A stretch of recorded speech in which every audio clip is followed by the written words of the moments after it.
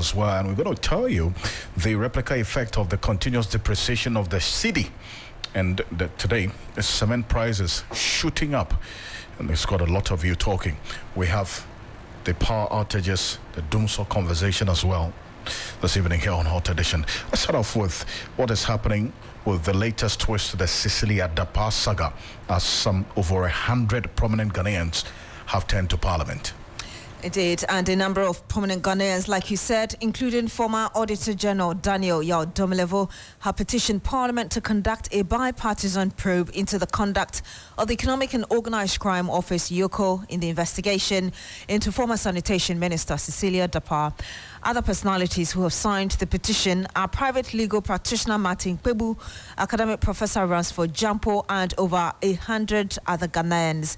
Now, the petitioners say that EOCO had more than enough basis to investigate the former Minister for Money Laundering, as she has been inconsistent and unable to provide the source over the huge amount of money seized at her residence by the Special Prosecutor.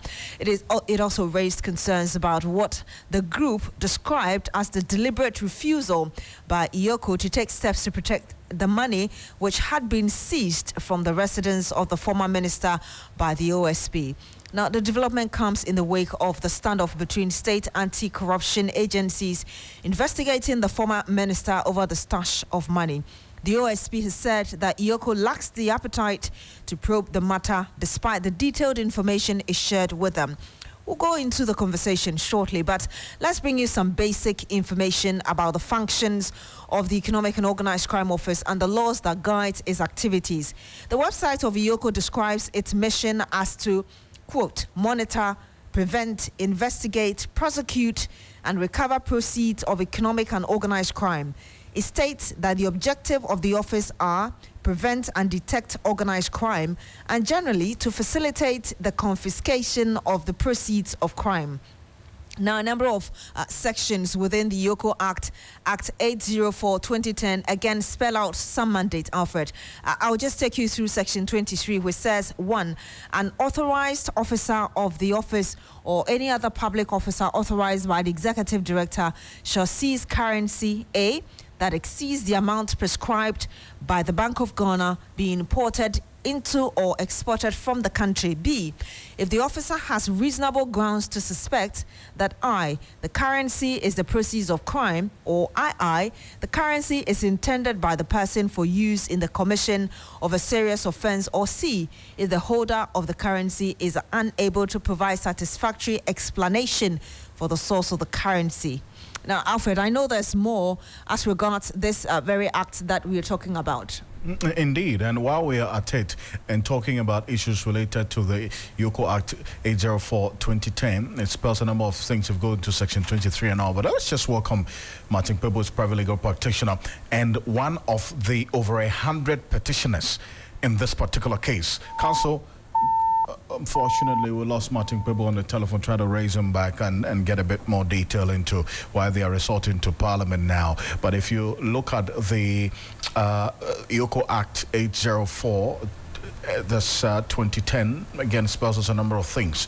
It says that an authorized officer of the office or any other public officer authorized by the Executive Director shall seize property if the officer has reasonable grounds to suspect that the property is the proceeds of a serious offense. And obviously, if you look at the details and the definition of money laundering, it falls within the context of what is described as a serious offense in this country. If you look at the Section 24(2), says the Executive Director of EOCO shall direct the authorized officer to release the seized property to the person from whom it was seized if no charges are preferred against the person within 14 working days after the seizure. Go on to Section 26 and others. Private legal practitioner Martin Kpebu, who is one of the over 100 petitioners in this latest twist to the Cecilia Dapa case, is joining us on the telephone. Counsel, good evening. Thank you very much for joining us here on Hot Edition. Yeah, good evening, Mr. Ocansey. It's good to have you. We've been having this conversation since it began. In fact, and you personally have been neck deep into this case right from 2022 up until now. What is Parliament going to do differently that the courts or EOCO or the special prosecutor hasn't done? What are you expecting of Parliament, essentially, with this probe? So you know that under Article 103 of our Constitution, Parliament has oversight over these government agencies, the ministries, etc. So Parliament has oversight. So considering that, as I've said times with our number, considering that the profile of Madam Mamitiwa Adudankwa shows that she's biased, okay, that she'll do anything to protect people in government, it's good that Parliament sits in oversight over the lapses, the circumstances surrounding how the Attorney General gave her an opinion that without a predicate offense, she cannot investigate money laundering. You see? Yes, that's it. So to go over, because in the past, Mamitiwa Adudankwa has shown that she will protect government appointees.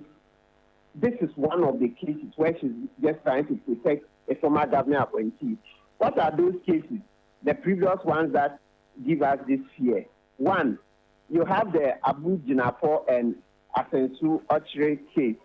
Asensu, the minister, it's not Ochre, Boachias Asensu Boachi, right? So this is a case in which A+ reported them to the CID for, so that was basically a case of corruption, etc., right? Now, instead of Mamitiwa to go into the case, she picked a phone and rather begged A+ to drop charges that, oh, if you do this, you make the government unpopular, etc. So for a career policewoman to be more interested in the popularity or otherwise of members of the executive, it tells you that we are not safe at all.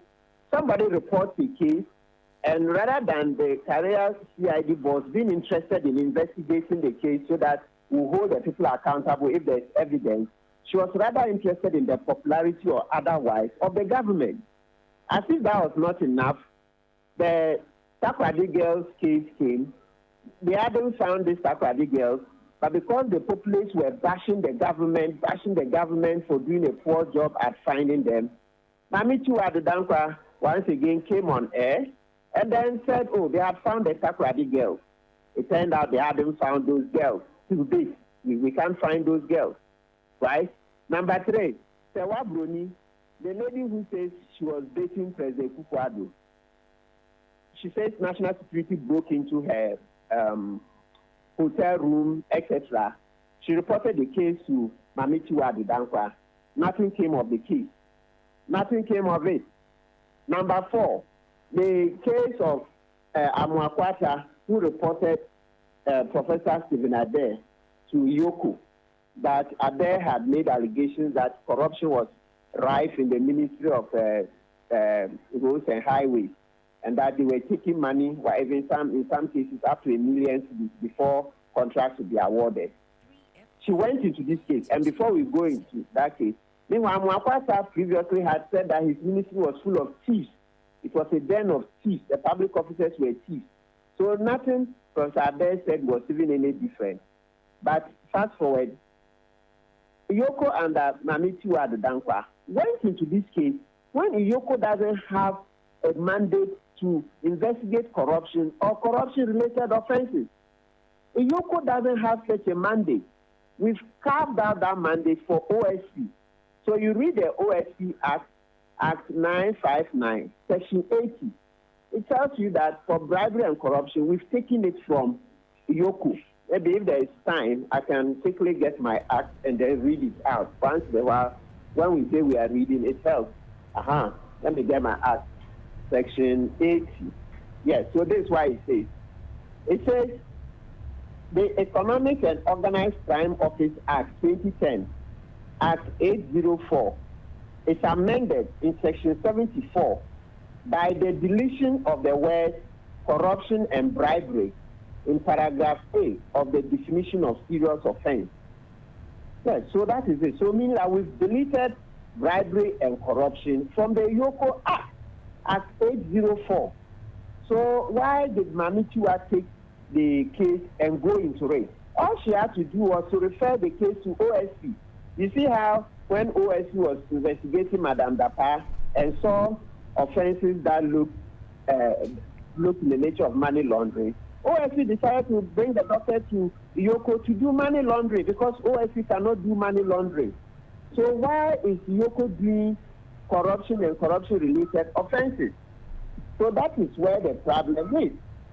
So you see that from these 4 cases I've mentioned, you see quite clearly that Mamichi Wabdudankwa will protect members of the executive any day, whether by hook or by crook, as I've shown.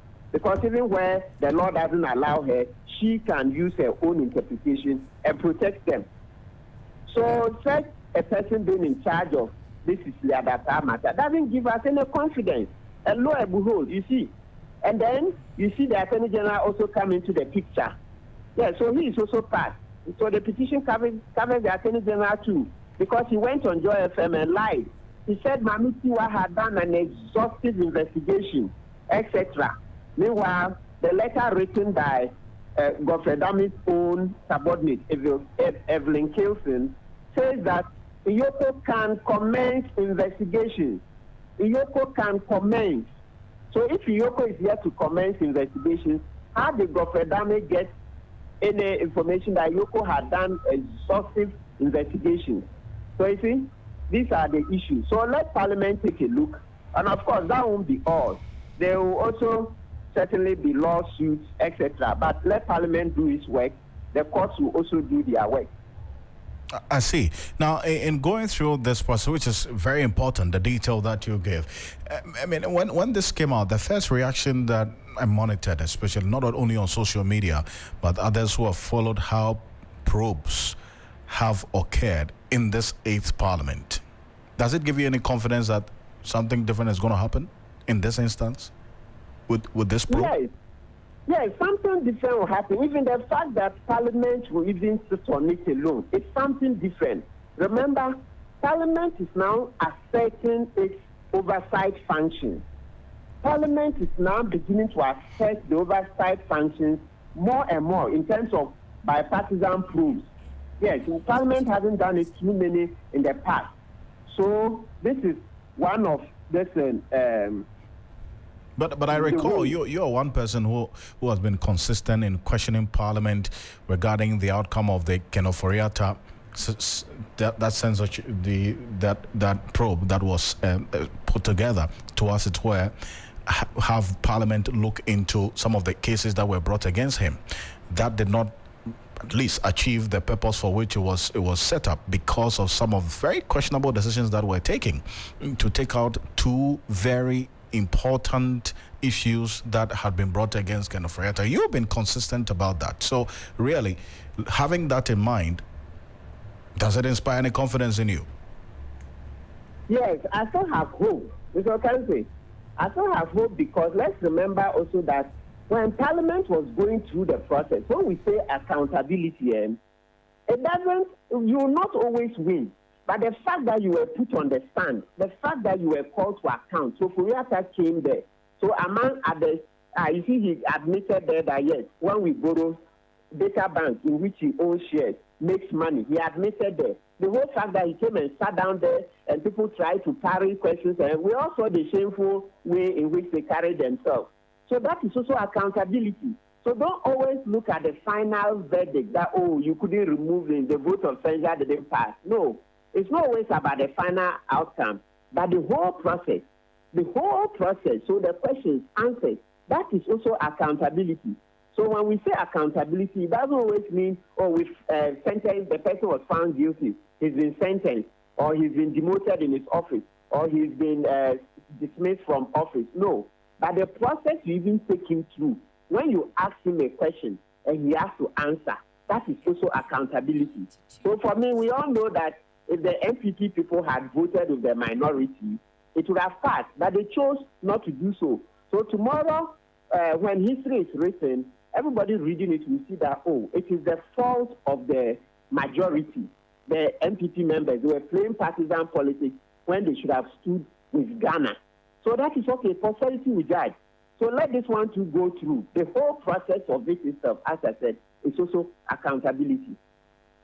Mr. Beatrice here, the last time we spoke about this, you were very clear about the inconsistencies provided by the Attorney General and the Yoko boss, Mamitiwa, and you talked about the suit. Just want clarity. Are you saying that you want Parliament, this very process you've just launched, to go through before you go ahead with that, or at a point you will come in with it?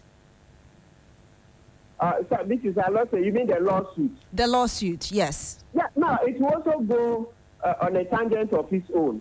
So the court will be seized with that, and then Parliament will also be doing its oversight responsibility. Yes, you can do so. Oh, in Ghana, this is not even the first time. And if we learn also from the U.S., in the 2016 election, the one Hillary Clinton was robbed. Yeah, you see that about 17 U.S. organizations investigated the Russian interference in the U.S. elections. 17. Ghana here too, we've had a few cases in the past where you see it being dealt with in one forum, and then the courts also do their own. So this is not the first time. Pretty interesting there. You see, and because I'm looking at the details of the petition, and you detail a number of things. Apart from the probe, what else do you expect Parliament to do in the process? Maybe finally, before we go. Yeah, so the probe is the main thing. It's when the probe is, then we'll see the circumstances. They will ask Godfrey Dami to produce that exhaustive evidence he says Mamitiwa brought, when the letter clearly stated that upon review of the docket, so that we'll know, is it he himself? Because remember, he cleared the letter to go out. That serious, very high-level letter couldn't have gone out without Godfrey Dami clearing it. So is it that Godfrey Dami was deceiving us by writing the letter that Yoko said it had reviewed the file and didn't find anything? Or what is it? Because Godfrey Dami said it was an exhaustive investigation, witnesses, contracts, etc. But his own letter didn't say so. Then they will ask Yoko to all the circumstances. How did you sit on your hands to let the money go? Remember, the money is one of the critical pillars of the petition. Because we had warned Mamitiwa that, hey, Mamitiwa, either yourself and most probably send your reps to be with OSC at the time the money is being handed over. So that once it's handed over, you take over. The Yoko's Act is older than the OSC Act by more than 10 years. The Yoko Act is 2010, Act 8044. And you find in it the same powers that the OSC has in terms of seizure and freezing. And even before the Yoko Act, that was former serious fraud office. So these things, the Yoko is expert at them. At least take the money first. Take the money first. Ask for complaints that OSC didn't add their summary, the OSC didn't add the report. Yoko is just raising a dust. This is what we call raising a dust, so that people can forget about the injustice, the money that has been given back to Madame Dapa, which is wrong. So let all these matters be gone into, and we'll see. So now, this petition itself, now that it's been put before Parliament, you see this conversation. Yes, I'm sure Mamitiwa will hear it, Godfrey Dami will hear it. That is also accountability. As we are talking and criticizing, naming and shaming, it's also accountability. Yes, let's not put small value on this. It's very huge. Now, I'm sure everybody is discussing it. That is accountability, naming and shaming. And of course, Parliament will also go through its processes. Council, I appreciate your time. Thank you. Thank you so much for joining us. You're welcome. And we'll see how things play out and Parliament's response to this. Parliament reconvenes for this emergency sitting tomorrow. Yes. All right. So we'll see if there's going to be any responses to that. They have an agenda already. Absolutely. But it doesn't bother them. It looks like it's going to be a very charged house tomorrow. True. Because of what they're going to do. Yes. But we'll see if they will acknowledge receipt of this petition at least in the first place, and see how things play out when they resume fully, which is going to be in less than 2 weeks. Yes. We'll see how things play out. 26 minutes after 5.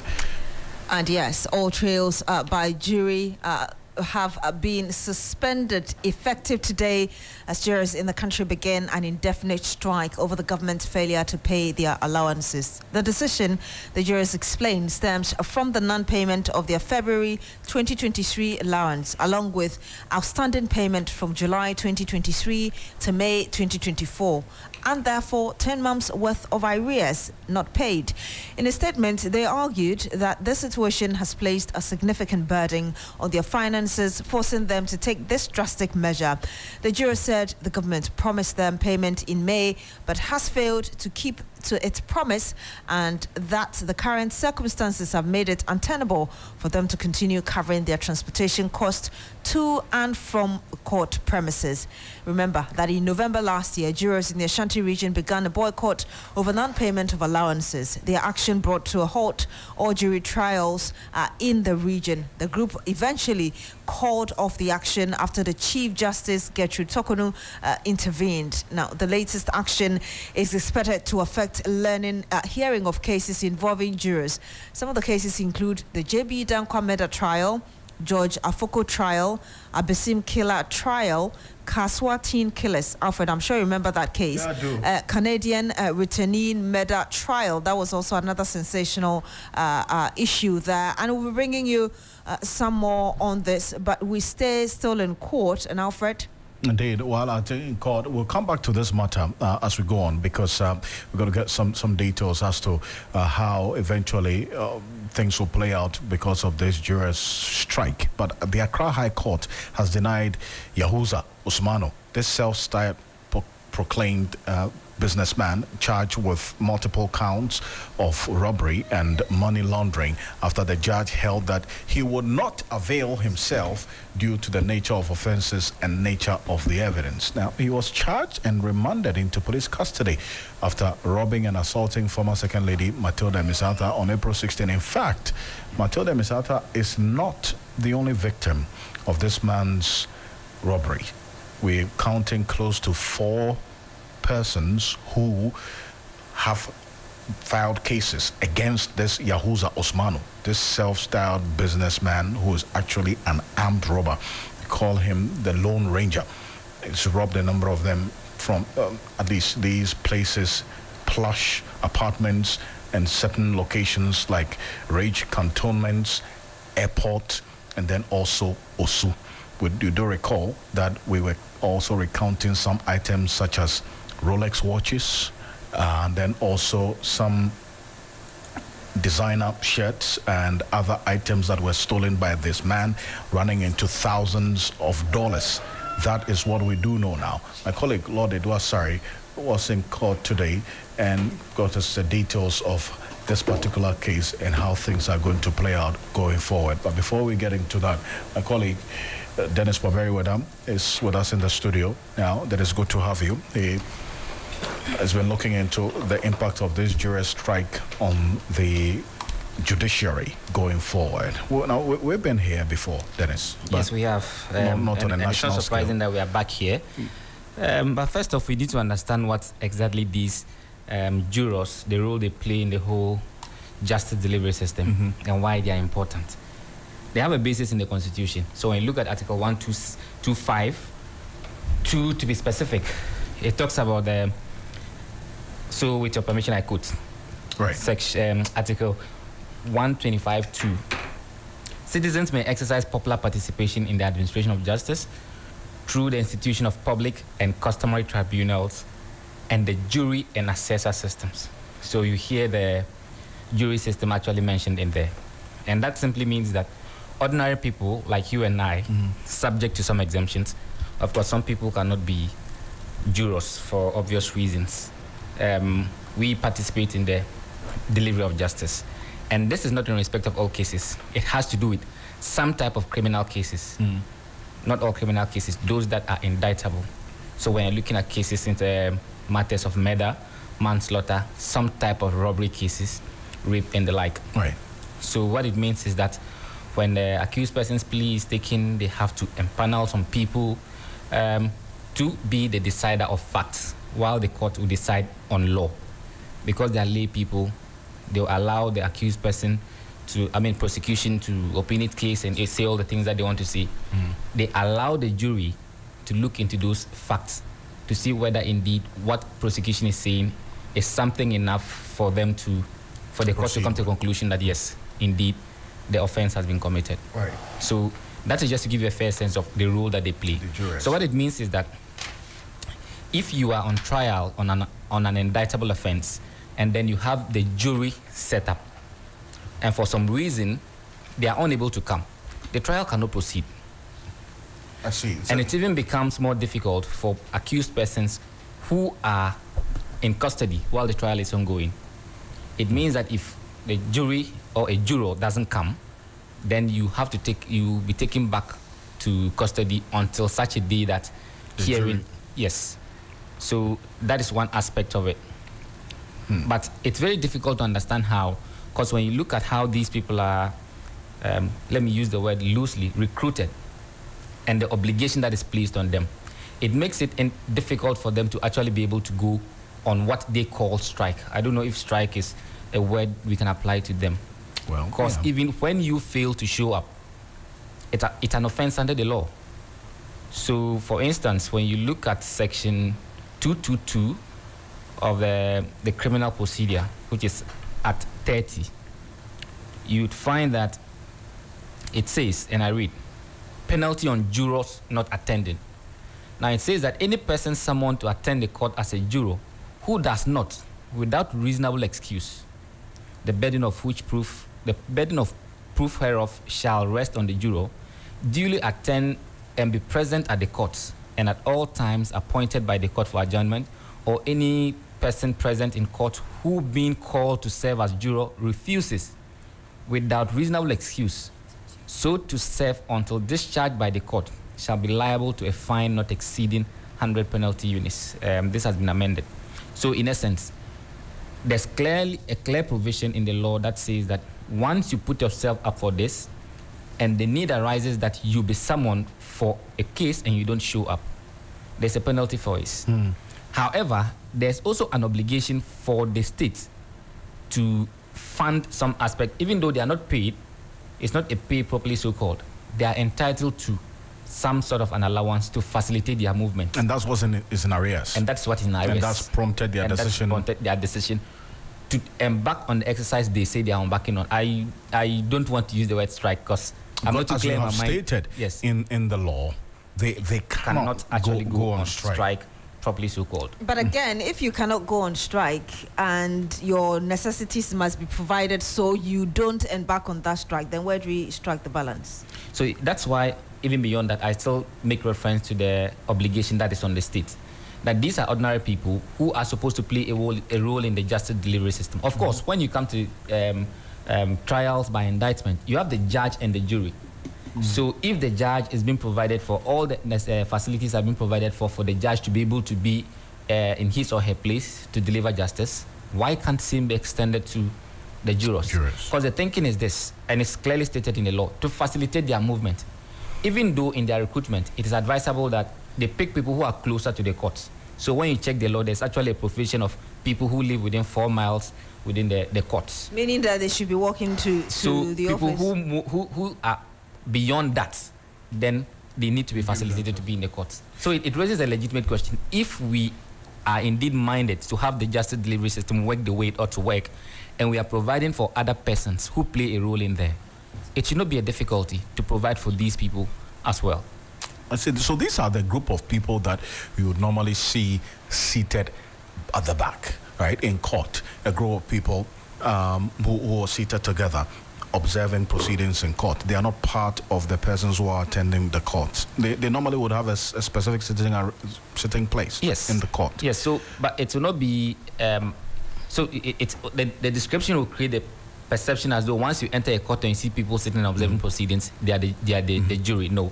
So like I explained, they only come to court on certain cases. So for instance, I understand there was supposed to be a murder trial today, which for some reason could not come on because of this situation. So if you enter the court, you would have seen a group of people who were also seated elsewhere separately from the accused person and then the other parties. For them, they listen to the parties, and their job, like I explained, is to decide on facts. In fact, there are instances when certain things are going to be said in court. The judge will have to excuse the jury so that those things will be said, because they are supposed to be put in a position that you do not prejudice their minds, or some things are not said which will cite them in a certain way. So, Dennis, let's look at some of the cases that we're anticipating could be affected if they proceed on this quote-unquote strike. Yes. The JB Dankwa Meda trial, I'm sure you're aware that people have been complaining it's been dragging for some time. You're talking about Gregory Afoko trial, Abesim Killer trial, the Kaswa teen killers. You remember that story as well? Yes. The Canadian returnee, I believe that woman who was killed. So what happens? Is there a possibility of having a plan B so that without their presence, these cases would not suffer? No. Unfortunately, even in trials with judge and jury, even if one does not show up, you cannot continue the trial. Because, and it's even more critical in cases of murder, because in murder, the jury will have to return a unanimous decision.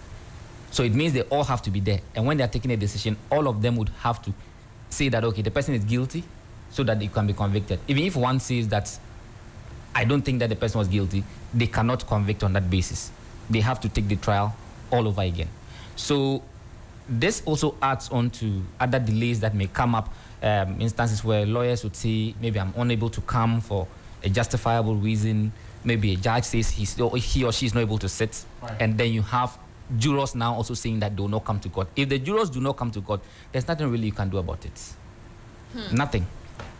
Interesting stuff. Well, we'll see how things play out. And then, well, Dennis says this is not doom, so we will say maybe they have abandoned their duties. No, I say it's not strike. It's not strike. Well, I shudder to call it a strike.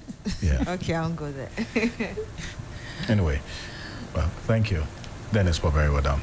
We'll see how things play out in the coming days. Yes. Let's go to Doomsday, shall we? Yes, and the World Bank has warned that Ghanaian businesses may collapse if the government increases tariffs to address financial issues in the power sector. This caution comes at a time when citizens continue to grapple with power outages. There's more in the following report. Government officials have in the last few weeks assured of stable power supply. Indeed, over the past few days, we have witnessed stable electricity supply across the country, with no load shedding reported anywhere yesterday. For the past 7 years, we have worked tirelessly to keep the lights on, and I am confident that the unfortunate era of doomsday will not return. But not much has changed. There are still outages across the country, leaving consumers distressed.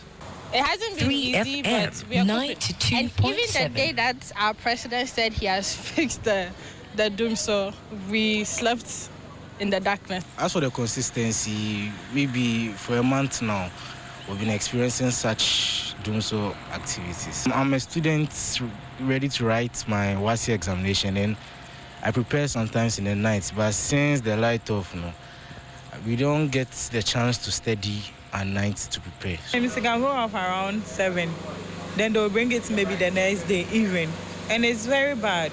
The World Bank in a May 2024 report notes that Ghanaians are being forced to resort to the use of candles, flashlights, lanterns and generators due to frequent outages. This is contained in the World Bank Environmental and Social Systems Assessment May 2024 report. The current outages are blamed on challenges including shortfall in energy sector finances, low revenue collection, and gas supply issues. It is cautioning that hikes in tariffs could cause businesses to lay off workers. It is therefore recommending an upgrade in transmission lines and improvement in revenue collection. The Microfinance and Small Loans Center, Maslock, meanwhile, says it is receiving more requests by businesses for financial support. Abibata Shani Mahama Zakaria is CEO. Demand is very high, so with the kind of applications that we have at Maslock, we are not able to give out to everybody. It is very high, so for me, I think that no amount is enough for Maslock so far as the applications that come to us it's concerned. A doomsday must stop protest is set to take place on Saturday, May 25, despite police urging organizers to change the designated protest area from the Jubilee House. Salam Dramani is one of the conveners. We disagree with the police vehemently. Yesterday at the meeting, I made it clear to the police that we are enjoined by the Public Order Act just to notify them about our intention to hold a public 3FM 92.7. Doomsday must stop vigil. We notified them, and that is what the law says we should do. So that was a report on the situation of power crisis in the country. Now, failed NPP parliamentary candidate for the Yendi constituency, Abibata Shani, says the party's decision to announce her challenger and incumbent MP Farouk Mahama as winner of their disputed election was an unpopular decision. The National Executive Council of the ruling party pronounced the winner of the primary following confusion which disrupted the counting of ballot papers in the Yendi constituency during the primary in January. Now, after months of consultations, a decision was arrived at to hand over the party's ticket to the incumbent. Breaking her silence on the matter for the first time, the Maslok boss said the party's decision was unheard of. She, however, pledged to support the MPP in breaking the 8.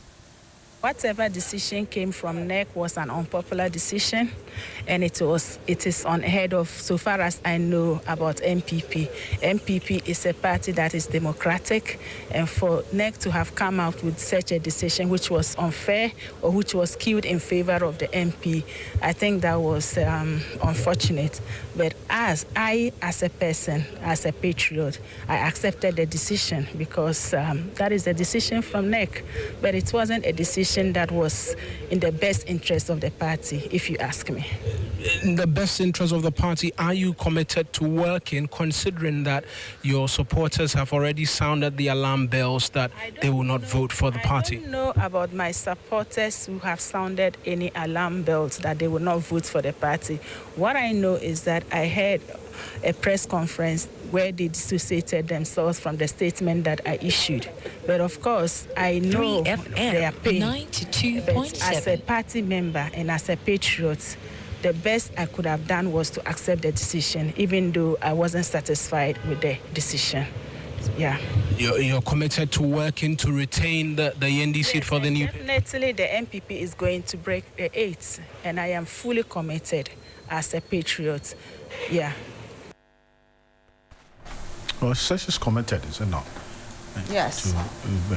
But then also we're monitoring the situation on the ground where a number of her supporters are saying that because of that unpopular decision that she agrees that NEC decision to have Farouk Mahama go ahead of her, in fact, to represent the constituency of the MPP was unpopular.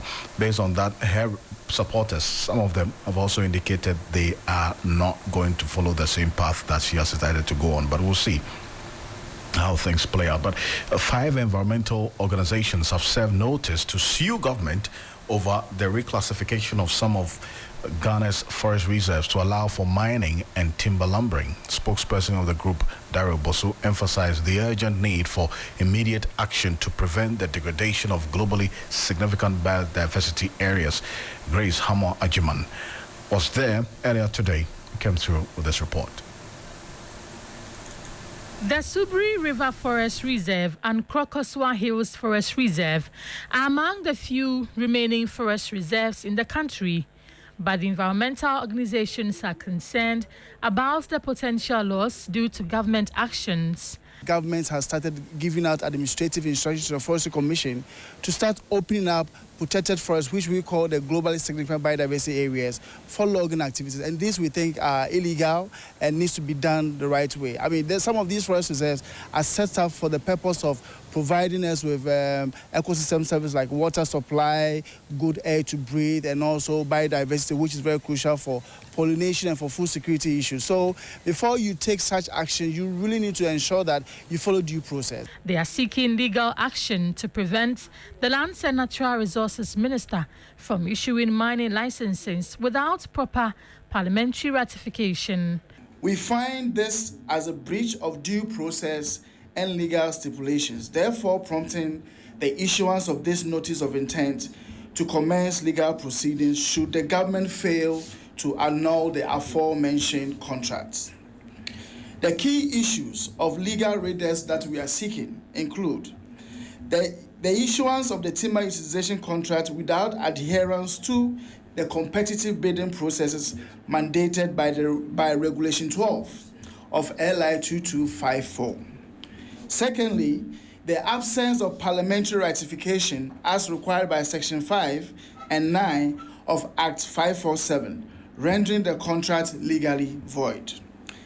Thirdly, a plea to restrain the Minister of Lands and Natural Resources and the Forestry Commission from engaging in similar transactions without proper parliamentary ratification. The suit is expected to be served to government by the end of the month. That's great, Samoa Ajiman there. And so here on Hot Edition on 3FM 92.7, also live on Kesme 107.1 in Tamale and beyond.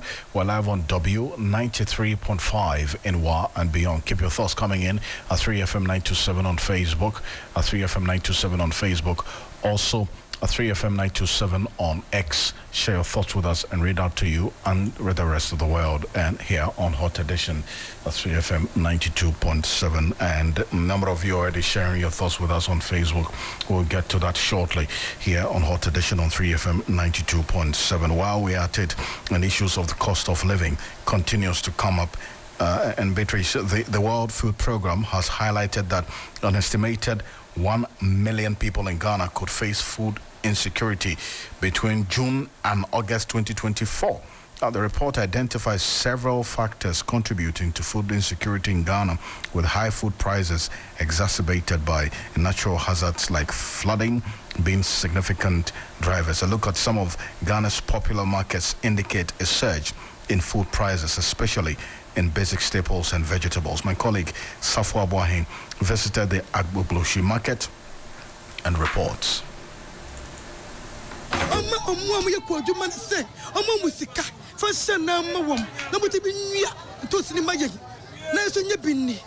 These sentiments echo across many other market women at the Agbobloshi market, struggling to make ends meet.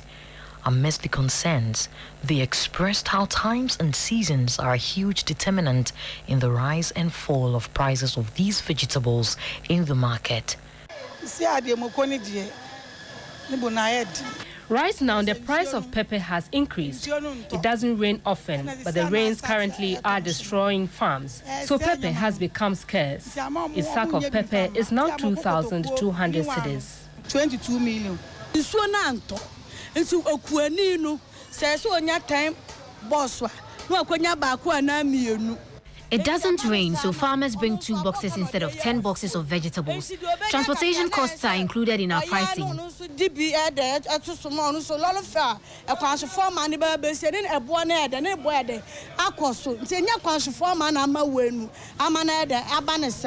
Foreign carrots, no say yatuma first, me started to 30 Ghana. They increased their foreign carrot from 30 cedis to 200 cedis. Whenever I mention the price to customers, they leave. As of 2022, 42.1% of the population, comprising 13 million Ghanaians, were experiencing food insecurity, according to the Ghana Statistical Service's findings. The World Food Programme predicts that between June and August this year, over 1 million people in Ghana will face food insecurity. And that was a report filed for us earlier. We are joined on the line now by General Secretary of the General Agricultural Workers Union, Edward Kariwe. Good evening to you, sir. Thank you for joining us. Good evening. Does this report coming from the World Bank surprise you? Not at all. Not at all.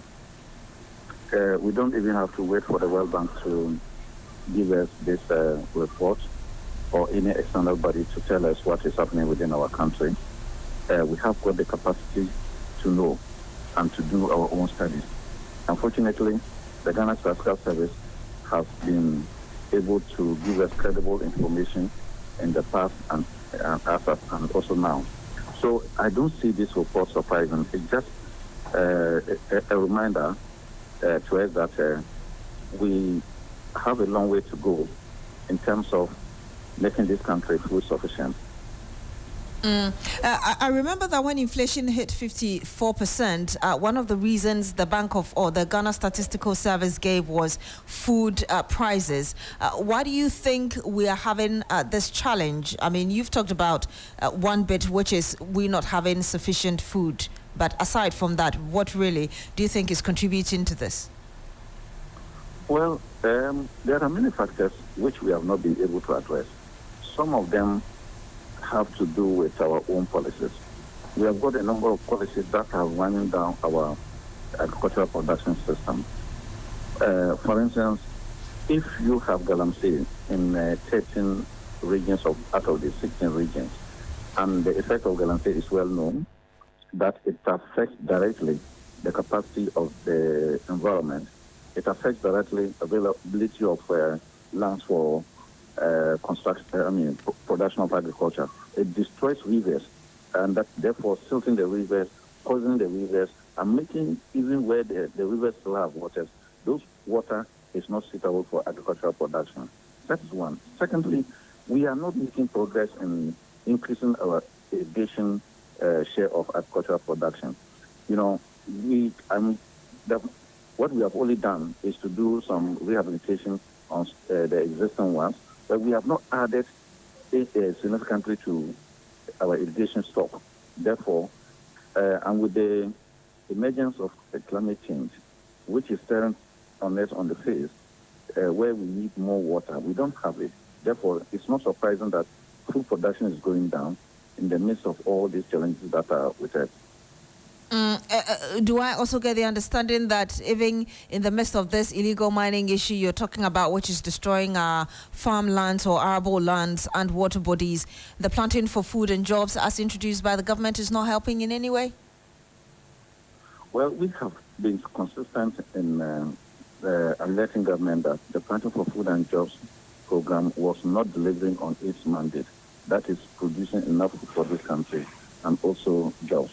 But we often had a battle, and then the program was 100% successful, But here it is, the results will show. Today there's no food at all. And today, if we do an assessment of the Planting for Food and Jobs program, how has it impacted on agricultural production in this country? Where are the results? So certainly the impact and the results is what we are receiving today, where there's no food at all, where government itself, as we speak now, is spending less in supporting farmers to produce.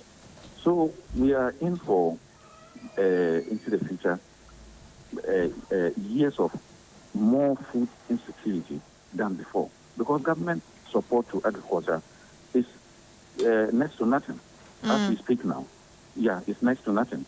And apart from that, the challenges that are militating against agricultural production are also increasing, because no individual can stop galamsey, because the resources that are being destroyed, rivers are public property. The gold is public property. The environment is public property. Yet, government appears not only to lack the political will, but appear to be complicit in promoting galamsey, or looking on while galamsey is destroying all this environment. So the effect is that it will reduce the country's capacity to be able to produce food to feed themselves, to feed ourselves in the future. We should brace ourselves for serious consequences in the near future. Brace ourselves for serious consequences in the near future, but obviously, I'm sure you would want to have some solutions to this. August is just about 3 months away, so you cannot even be talking about long term now. In the interim, what can be done to save the situation? Well, the report itself is very unique in the sense that between June and August is supposed to be the harvesting period within the southern part of the country. So within that period, we are supposed to have more food in the system and therefore driving down prices. But if it is now revealing that in spite of our harvesting period, we are still going to face food insecurity, certainly it is difficult to proffer an immediate solution. And mind you, from now until June, how many months? You cannot increase your agricultural stock or production capacity within a month or two. You cannot, because the gestation period for foodstuffs is more than 3 months. It's either 3 months or more. And from now until June, that it's less than 3 months. So our country, we can hardly do much to increase food stock from June to August. What we can only do is to increase imports into the country. And because of the devaluation of the cedi, when you import into the country, the price of the food, imported food, will also be so high and beyond the reach of the people. So we just have to brace ourselves for the consequences that are before us. Between a rock and a hard place, they say. But thank you very much. We'll have to end it here. Edward Kariwa, General Secretary, General Agricultural Workers Union. Thank you for speaking to us. You're still here on Hot Edition. Coming up shortly is Business News with Manuel Fo. Stay with us.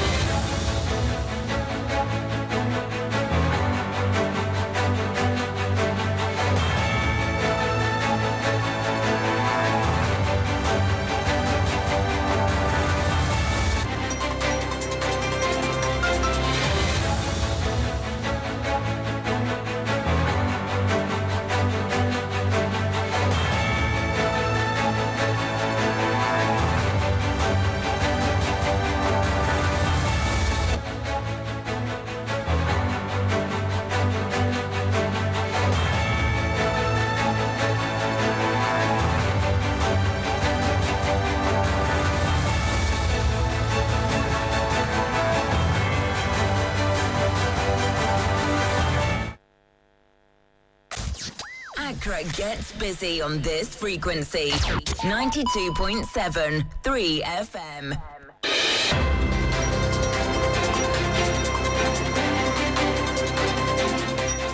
Hello, good evening. Welcome to the business segment on Hot Edition with me, Benu Afo. This evening, government is urged to leverage digital currency transactions to improve financial inclusion. We'll hear from Singapore's Ambassador for Climate Change, Ravi Menon.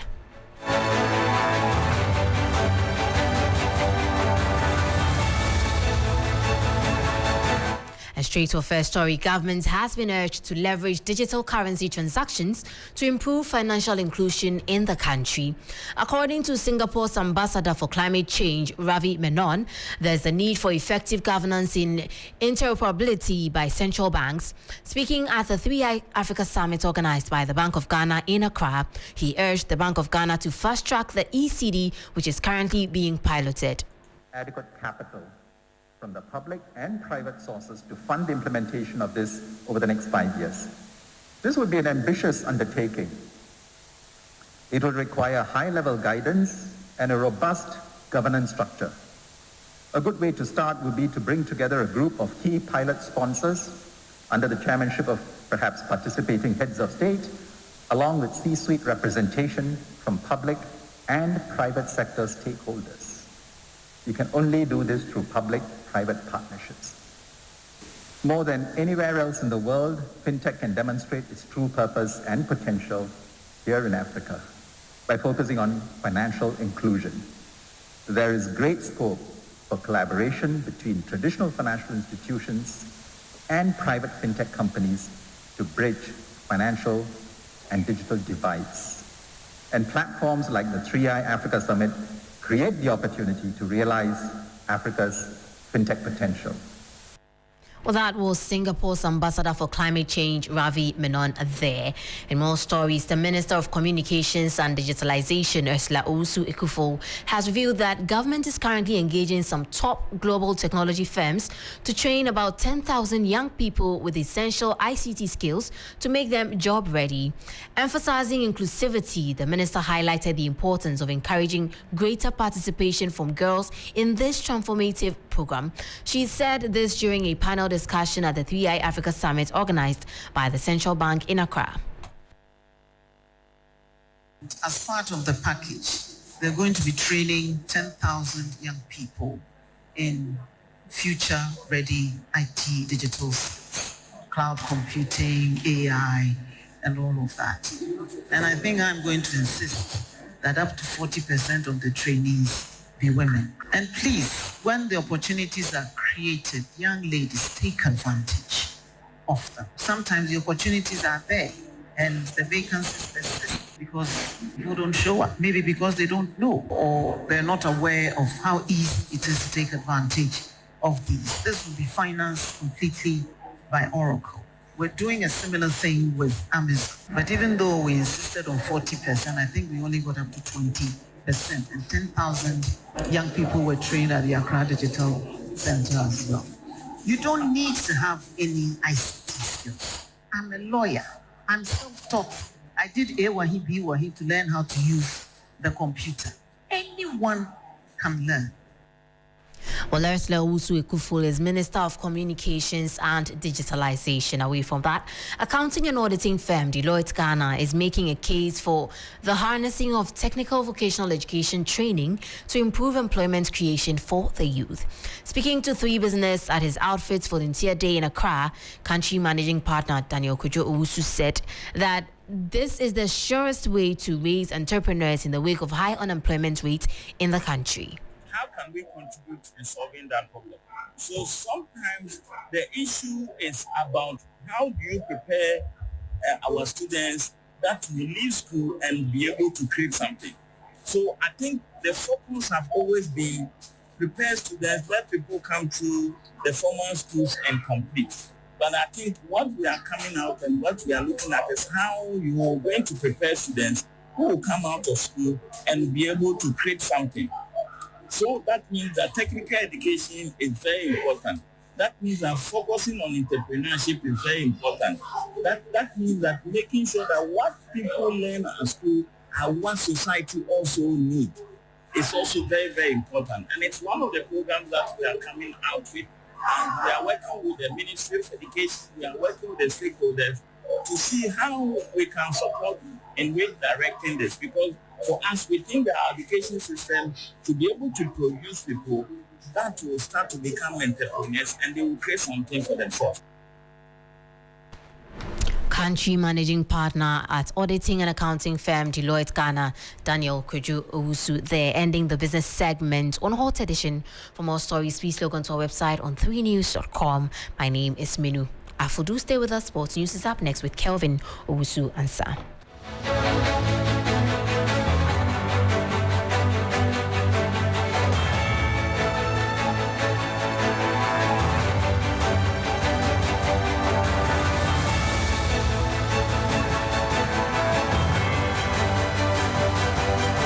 Well, let's have sports all here on Hot Edition. My name is Kelvin Owusu, and starting from the local scene where the Ghana Black Starlets are in pole position to qualify for the semi-finals of the ongoing WAFU Zone B Under 20 Championship. World. Some fans still have reservations on the performance of the team and want Lykenson to work on it.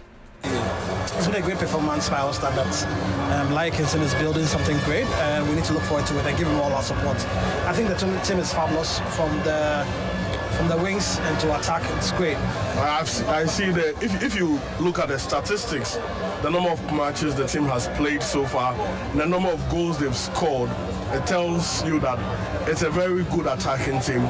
Lion needs to work on the strength, the stamina. So that is it there from the fans who went to the stadium to support the Ghana Black Starlets. Now, Antoine Semenyo is looking at replicating the excellent performance that he's seen from Asamoah Gyan as well as Andrea Yu as he bit his time in the senior national team, the Black Stars of Ghana. He believes that there are still a number of things that he needs to work on, but he takes inspiration from Gyan. You know what, Asamoah Gyan and Andre Ayew, whenever I go for international duty, obviously Andre Ayew is still playing with the team currently, and Gyan is always there at games sometimes, so always speak to him, and he's always just like, just keep going. Like, the ability you have, I didn't have when I was your age, so just keep going, just keep pushing yourself. Like, when you feel like you've reached a level, just go again, just keep going, and Asamoah Gyan has said the same thing. Like, just keep working. Like, when you get your chances, score, enjoy the moment, but also keep pushing yourself and make sure you continue getting the bar and going over that bar. So, yeah, I felt like those two, as a kid, when I was growing up as Ghanaians, like, we watched them a lot. So Antoine Semenyo there giving us bits and pieces of what he seeks to achieve later on in his career. Now to some news in the Premier League. Let's not forget that Wolverhampton Wanderers have proposed that the video assistant referee should be scrapped from the Premier League from next season. Kavesoiko, who is a Premier League expert, speaks on whether the clubs are going to vote to get the video assistant referee out. My instant hot take initial reaction having spoken to a few people at different Premier League clubs, is I don't think it will be scrapped. Now, I might change my mind over the next few days when I've had a chance to speak to more people. Yeah.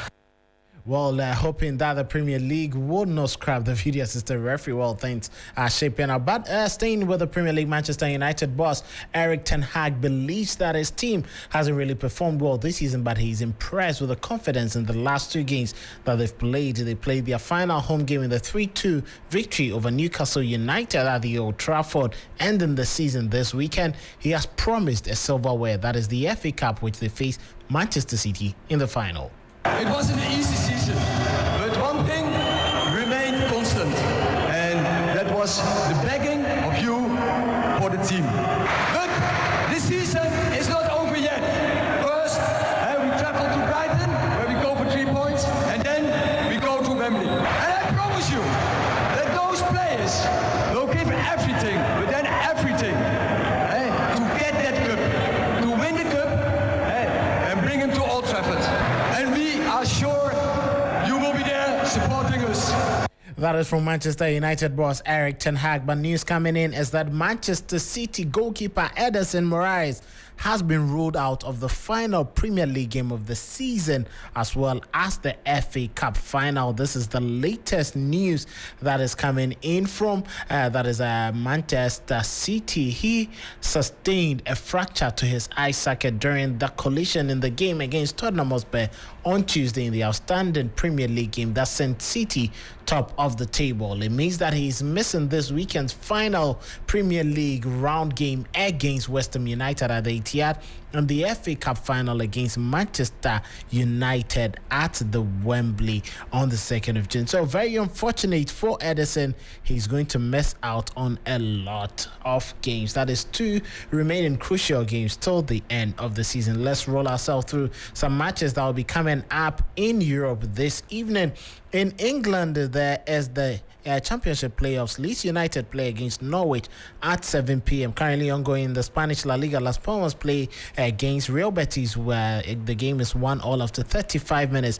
Almeria play against Barcelona at 7:30 p.m. and Real Sociedad against Valencia at 8 p.m. These are the matches coming up. But Maximiliano Allegri, the manager for Juventus, who won the Coppa Italia last night, has also been sacked. He's leaving Juventus and will be seeking a new club in the next couple of months. That is all I have for you here on Hot Edition. My name is Kelvin Owusu-Antah.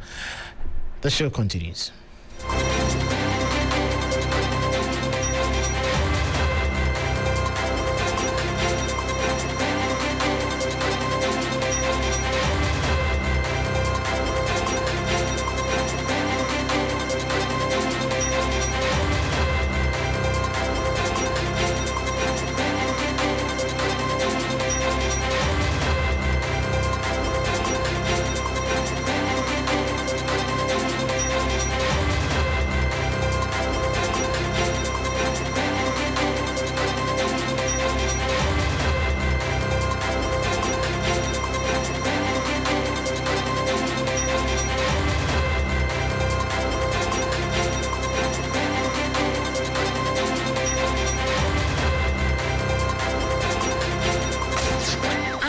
Gets busy on this frequency. 92.7 3 FM.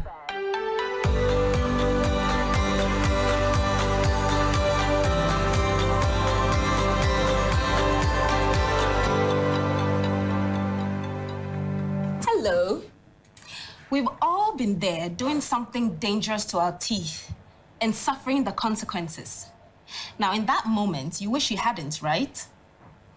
It's another episode of Time with the Dentist. I'm your dentist, Dr. Gwendolyn Amakwe-Baiche, and this program is sponsored by Pepsodent in partnership with Ghana Dental Association. Today, let's talk about a few of the things that we do to our teeth and subject our mouths to that are harmful.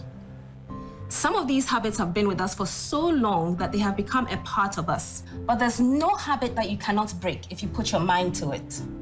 The first is smoking. Smoking cigarette.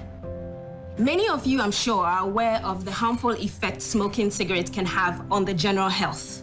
But what you also need to know is that smoking is one of the most destructive habits for your oral health. It is one of the major causes of bad breath and teeth discoloration due to the tar and nicotine present in it, and also the increased buildup of tartar and plaque that it causes. Other effects on your oral health include gum disease, which progresses faster in smokers compared to non-smokers. And we all know by now that gum disease can lead to tooth loss. Nicotine in cigarettes reduces the flow of blood to tissues of the mouth, and good blood flow is needed for healing following surgical procedures, like when you have your tooth taken out. So in effect, smoking can delay healing in the mouth. There can also be loss of density of the jawbone, inflammation of the salivary glands, which will lead to decrease in salivation.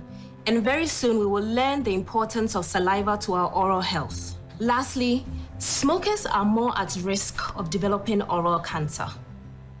To those of us who smoke, it certainly can't be an easy habit to quit. But with the necessary help, you can. Don't wait until it's too late. The second poor habit is the use of our teeth as tools.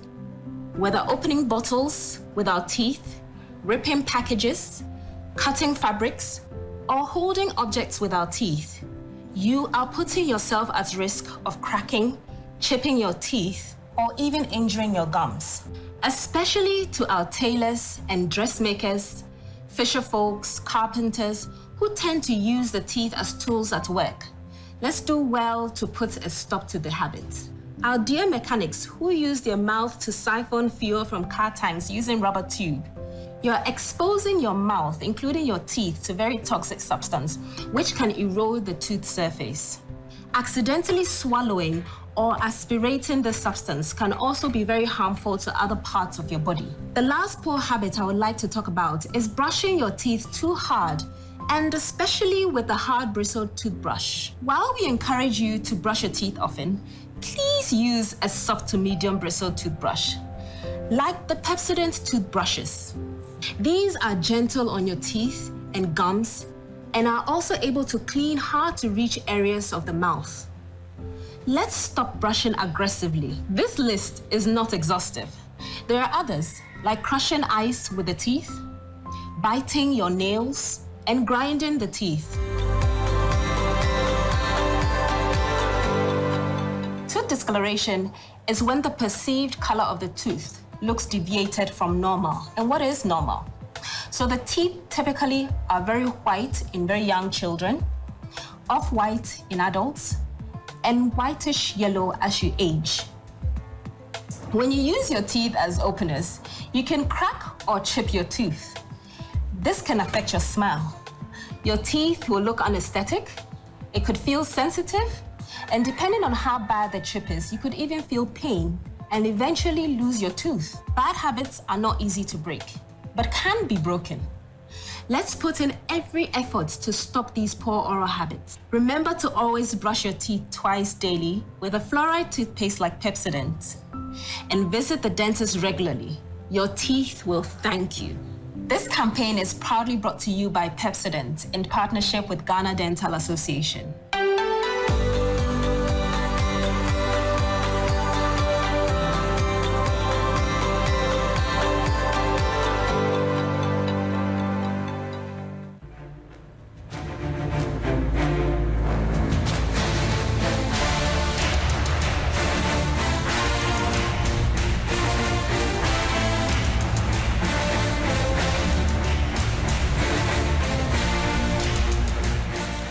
And you're still on Hot Edition. Welcome to Campaign Trail.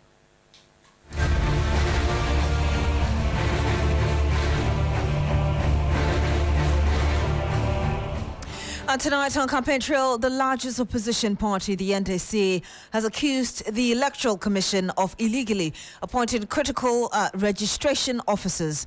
The party says that the EC appointed registration supervisors and other key staff without recourse to the law. The party says the commission failed to publish details of persons appointed for the registration exercise, contrary to the dictates of the law. Listen to the General Secretary of the NDC, Fifi Kwete, addressing the media earlier today. Into the conduct of the Electoral Commission, particularly focusing on the stolen BVR kits, which were under CCTV 7 at the Electoral Commission headquarters, and the mysterious disappearance of BVs. Indeed, these EC actions in the coming days will signal its commitment or lack thereof to upholding the democratic process in Ghana. We would accept nothing less than full accountability and immediate remedial action to restore faith in our electoral process. Let me also use the opportunity to make this demand to the EC. On replacement of lost voter ID cards, starting from the 30th May 2024, the EC is expected to provide cards at no cost to the victims of the flood that happened along the Volta River area. This is a demand. It's not a plea, it's a demand. In conclusion, we stand not just as a party seeking electoral victory, but as staunch advocates for democracy and the rule of law. The NDC is ready to lead, not only to correct the course of our nation, but to rebuild the broken trust between the people and institutions designed to serve them. The path forward is one of restoration and renewal. And together with the vigilance and support of the Ghanaian people, will ensure that the future of Ghana is secured in the hands of leaders who truly represent their interests and their aspirations. Thank you very much. Well, the General Secretary of the NDC also accused some security personnel of deliberately frustrating prospective electorate in strongholds of the party. He says the party will resist any attempt to compromise the upcoming general polls. In Brekum West, hoodlums deployed by the NP have terrorized registrants and NDC agents at the Benkasa registration center, physically assaulting everyone in the queue and specifically targeting our team with torture. 2. Similarly, in the Futu, NPP thugs violently disrupted the registration exercise, attacking our registrants who were queued to register. Shockingly, Honorable Apenyo Maki threatened the regional police commander not to take any action over this incident. In Asunafo South, notably in Kuko, a group led by one individual known as Anointed have vandalized a registration center and assaulted both our party agents and the registration officials, all under the watchful eyes of security agents. Additionally, we have observed immigration officers and some overzealous police officers overstepping their roles by deciding who is eligible to register at various centers in the Volta, OT, Western North, Northern, Upper East, and Upper West region, escalating tensions significantly. These officers must be reminded that their role is not to interpret the law, as the process for challenging potential registrants is explicitly outlined in Regulation 18.1 and 2 of CI 91. The directive to search vehicles moving to and from the Volta and OT regions has taken on a tone of selective intimidation, targeting citizens from these regions in a discriminatory manner. This intimidation must cease immediately. 6. We have also noted some security personnel at registration centers who are operating without displaying their name tags, effectively making themselves anonymous while on duty. We are issuing a stern warning to the EC and the heads of security agencies. Such individuals will be treated as impersonators and potential threats within these spaces. These incidents collectively paint a grim picture of the challenges faced during this registration exercise. They not only undermine the democratic process, but also threaten the safety and rights of every participant. Immediate action is necessary to restore faith in the system and ensure the security and integrity of our electoral processes. Finally, regarding the issue of obtaining the serial numbers of BVR. And you heard the General Secretary of the Opposition, NDC, Fifi Kwete. Another issue that is coming up has to do with the BVRs and also about the SAO, the accusations being leveled against the Electoral Commission that it intentionally disenfranchised people of SAO.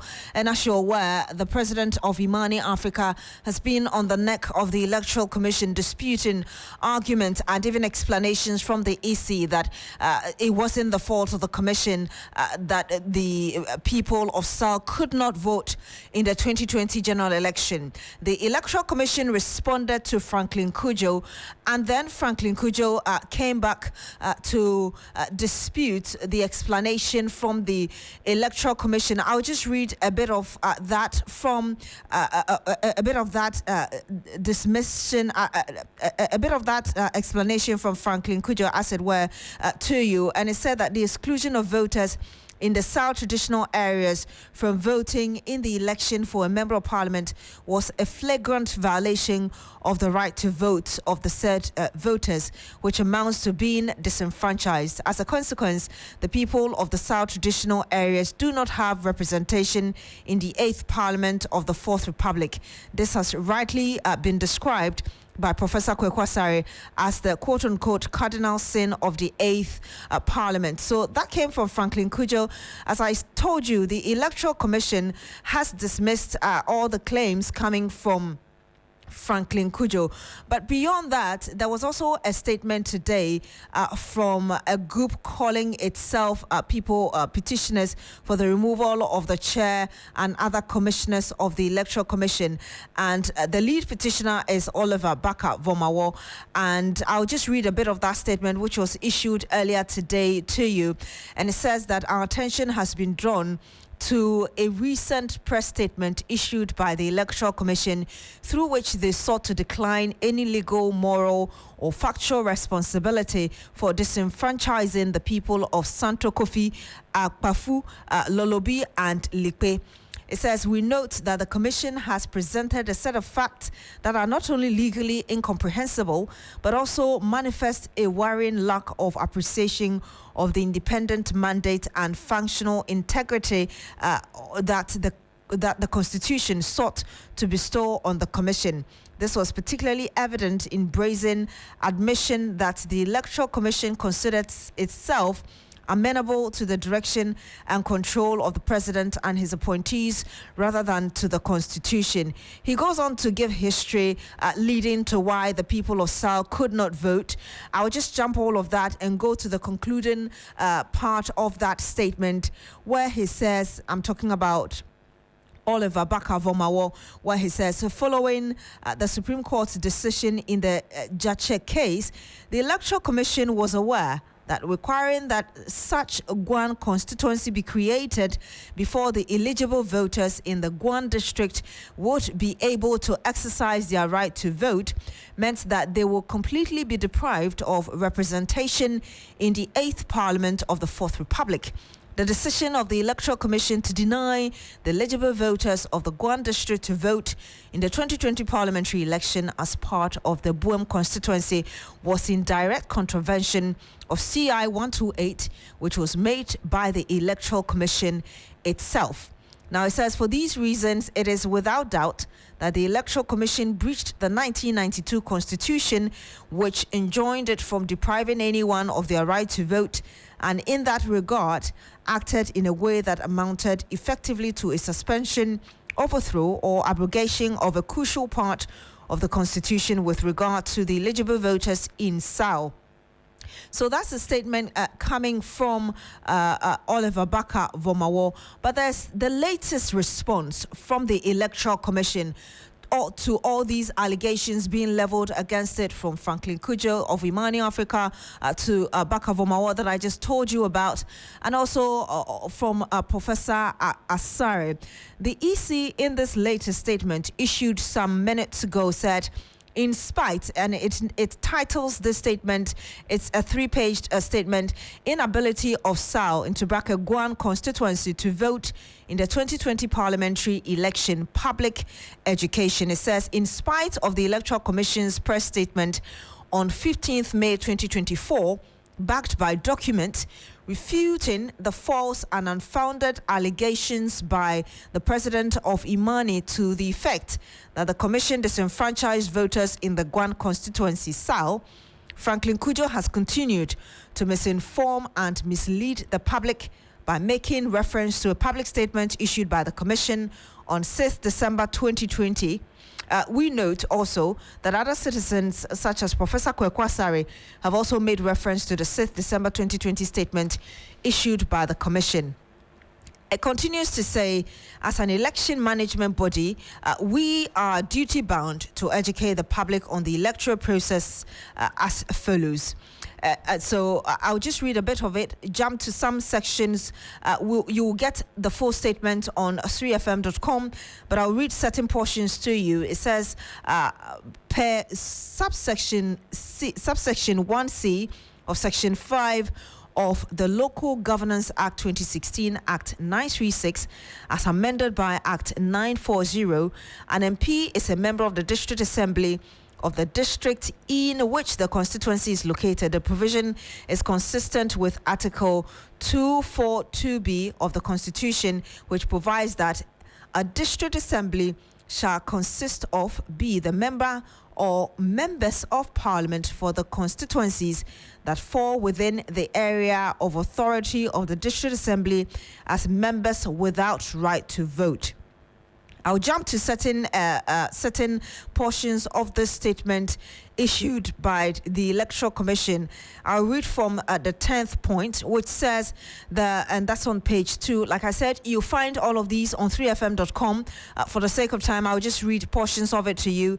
It says, the Commission's statement on 6 December 2020 was a constitutional duty which the Commission was bound by law to perform.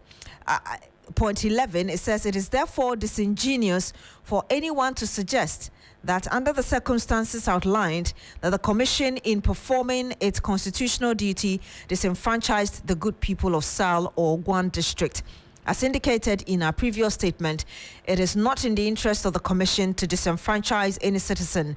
The blame does not lie with the Electoral Commission, which only performed its constitutional duties following the creation of the Gwan district. The discerning public can, based on the facts outlined above, ascertain the truth for themselves. And it concludes by quoting what the Attorney General said in Parliament on the 13th of November 2022. This statement is signed by Michael Boadu, Acting Director, Public Affairs. So that's a long statement responding to all these allegations coming against the Electoral Commission from the Imani Africa, from Professor Kwekwasari. And of course, I read to you as well that from Oliver Bakabamawo. You can go to 3news.com to get the full statement coming from the Electoral Commission.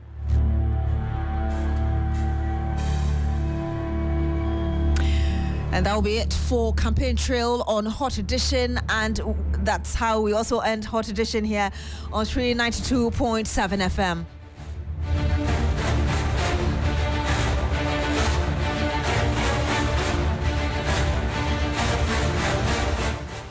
My name is Beatrice. Thank you so much for joining us today. I did this with Alfred Ocansey. Enjoy the rest of our programs. Log on to 3news.com for more news. Good evening.